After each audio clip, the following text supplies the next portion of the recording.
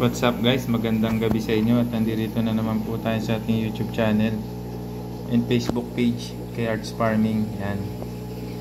So for today's video guys, i-share ko sa inyo yung isa pa nating female F1.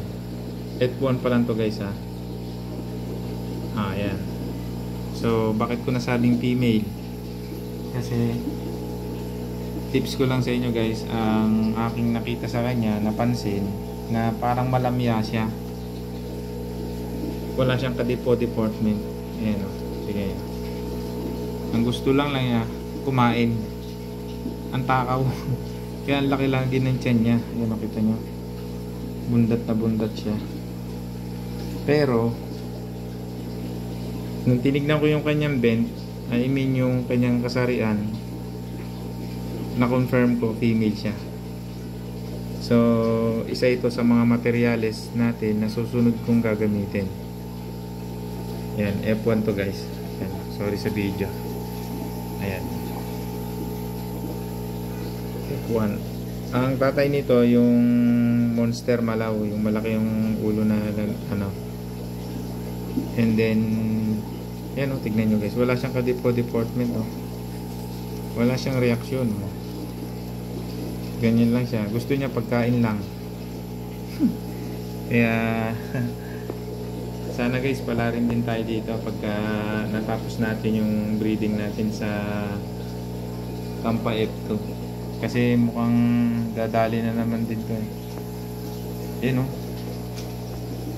Mukhang may laman na yung kanyang tiyan guys. So actually kaya ako nasabi siyang female dahil kapareha siya nung ating binibreed ngayon. Kapatid niya yun guys ha. Gusto niyo makita ta. Yan. Mas malaki nga lang ang cock nito. So ayan o. Sa ibang mga male, talagang pag nagharapan yung mga male ay talaga nagagalit na, di ba? Or nag-aano na ng deportment. Ito hindi guys, tingnan niyo. Wala man lang silang reaction. Ito kasi prospect female ko din guys.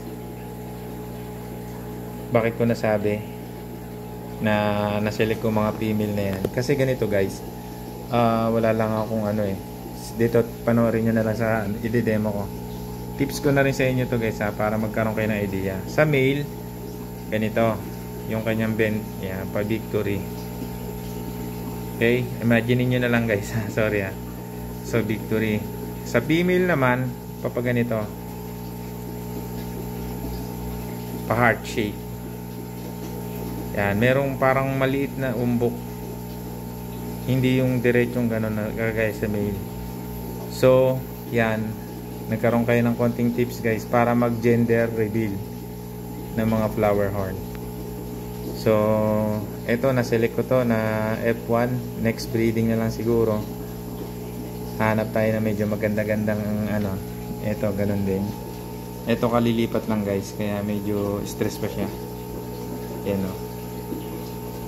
Parehas malaki yung tummy nila. So para magka-idea kayo, papakita ko sa inyo yung breeding natin ngayon. Ito guys o. Ayan, yung kapatid nila may cock din. Na-confirm ko na female talaga siya. Sorry talaga. Talagang ito munang uunahin ko kasi hindi natin masabi kung ma-deads o may mangyari, di ba? Kaya gagawa muna tayo ng Tampa F2. So magkakapatid yung pinakita ko sa inyo, ito tsaka yung dalawa na nandun. Sila yung na-select ko muna para future materials. So ito muna yung ating gagamitin kasi ito malaki na yung tam-tam nito. Yan guys o. So makapal yung pearl niya sa ulo. Ito maninipis lang. Ayun o, kita nya.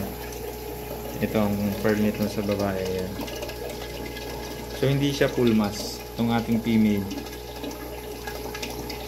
Pero ito naglalabas ng full mass. Kung mapansin niyo yung F1 natin, mga anak nito yan. So ibang female lang yung ginamit ko kasi F1 lang din yun eh. Ang ang nilalabas nito na full mass, yung F1, ang nanay yung red seal. So ayan guys, oh. Update lang to guys. Tingin ko malapit na yung female natin kasi sana maabutan ko to guys.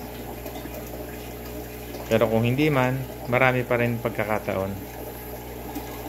Pwede natin gamitin yung isa na nandun. Yun yung may ilaw na yan. Pero ito guys, okay na ako dito. Magawa tayo ng Kampa F2 nito. Thank you nga pala guys sa suporta nyo. Thank you and God bless.